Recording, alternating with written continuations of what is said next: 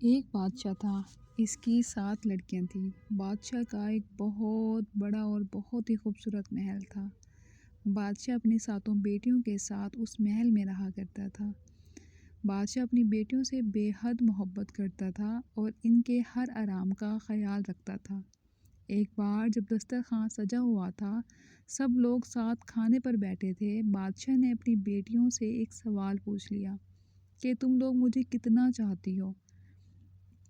ایک شہزادی نے کہا، بابا میں آپ کو گلاب جامن کی طرح چاہتی ہوں۔ بادشاہ نے خوش ہو کر اس کو 4 گاؤں دے دیے۔ دوسری نے کہا، میں آپ کو برفی کی طرح چاہتی ہوں۔ بادشاہ نے اس کو بھی کافی بڑا علاقہ بخش دیا۔ تیسری لڑکی نے کہا، میں آپ کو شہد کی طرح چاہتی ہوں بابا۔ اس کو بھی بادشاہ نے بہت زمین جائیداد دے دی۔ اسی طرح وہ سب سے پوچھتا گیا اور سب کو مال و دولت ملتی رہی۔ 7ویں لڑکی سے جب بادشاہ نے پوچھا، بیٹی تم مجھے کتنا چاہتی ہو؟ تو اس نے بہت پیار سے کہا، بابا میں آپ کو نمک کے برابر چاہتی ہوں۔ یہ سن کر بادشاہ کو جلال آ گیا۔ کہنے لگے، سب مجھے اتنا چاہتے ہیں، تم مجھے صرف نمک کے برابر چاہتی ہو؟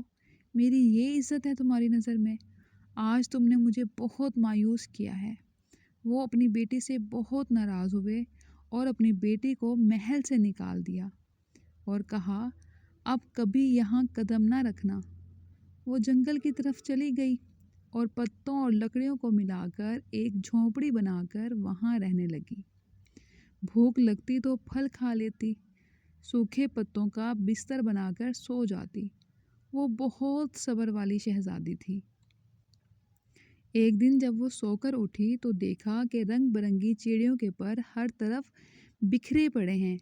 اس نے ان پروں کو جمع کیا اور ایک چھوٹی سی پنکھیا بنا لی اور گرمی میں اسی پنکھیا سے ہوا کر لیتی تھی۔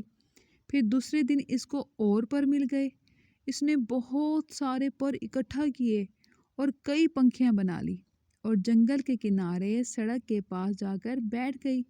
اس نے اپنا چہرہ بھی ڈھانپ لیا۔ لوگ آتے گئے اور پنکھیاں خریدتے گئے۔ اتنی خوبصورت پنکھیاں انہوں نے کبھی نہیں دیکھی تھیں۔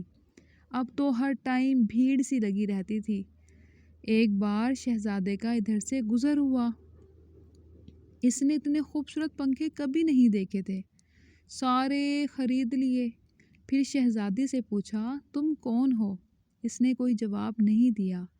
اس کے خوبصورت ہاتھ بتا رہے تھے کہ اس نے کبھی کام نہیں کیا تھا۔ پنکھیاں بنانے میں اس کی انگلیاں زخمی تھی۔ شہزادہ اس کے پیچھے جنگل آ گیا اور جب اس کو پتہ چلا کہ وہ شہزادی ہے اور سزا کاٹ رہی ہے تو وہ بہت غمزدہ ہوا اور اس نے شہزادی کو اس مشکل سے نکالنے کا فیصلہ کیا۔ وہ اپنی سلطنت واپس چلا گیا اور اپنے والدین سے سارا ماجرا کہہ سنایا۔ ان لوگوں کو بھی یہ سب کچھ سن کر بہت دکھ ہوا اور وہ اپنے بیٹے کی بارات جنگل لے کر آ گئے۔ دونوں کی شادی ہو گئی۔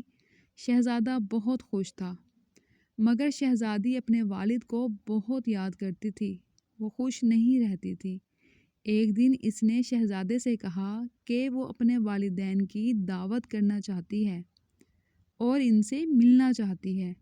شہزادے نے زبردست دعوت کا انتظام کیا اور بادشاہ کو دعوت دی۔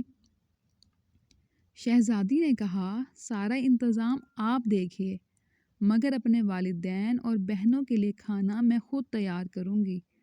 سارے مہمان آ گئے، کئی دسترخوان ایک ساتھ لگے اور بادشاہ اور شہزادیوں کے لیے اندر انتظام کیا گیا۔ وہ جب کھانا کھانے بیٹھے تو ان کی بیٹی سامنے آ کر بیٹھ گئی۔ اس نے نقاب پہن رکھا تھا۔ اس کا چہرہ کسی کو نظر نہیں آیا، نہ ہی بادشاہ کو پتا تھا کہ یہ سب کچھ میری بیٹی نے کیا ہے۔ جب بادشاہ نے پہلا نوالا لیا تو کھانے میں نمک نہیں تھا۔ دوسری ڈش نکالی، وہ بھی بغیر نمک کے تھی۔ تب ان کو بہت غصہ آیا کہ مجھے بلا کر یوں بغیر نمک کا کھانا کھلایا گیا۔ تب چھوٹی شہزادی نے اپنا نقاب ہٹایا اور کہا، بابا میں آپ کو نمک کے برابر چاہتی ہوں۔ یہی کہا تھا نا میں نے؟ नमक के बगैर किसी चीज़ में लज्जत नहीं होती बाबा। इस तरह से आपके बगैर मेरी ज़िंदगी में भी कोई लज्जत नहीं। इसीलिए मैंने कहा था कि आपकी हैसियत मेरी ज़िंदगी में नमक के बराबर है। आपने देखा ना, नमक के बगैर कोई चीज़ भी अच्छी नहीं लगती। बादशाह चौंक उठा। फिर इसने आगे बढ़कर बेटी को गले लगा लिया और इसकी आंखें भर आईं। बेटी से माफ़ी मांगी तो शहज़ादी ने कहा, कोई बात नहीं बाबा, अल्लाह तो सबका है, आप परेशान ना हों, मैं अब बहुत खुश रहती हूँ। बहनों ने भी माफ़ी मांगी और गले लगा लिया और शहज़ादी ने सबको खुले दिल से माफ़ कर दिया, मगर इन सबको एहसास दिला दिया कि वो गलती पर थे। फिर वो सब हंसी खुशी रहने लगे।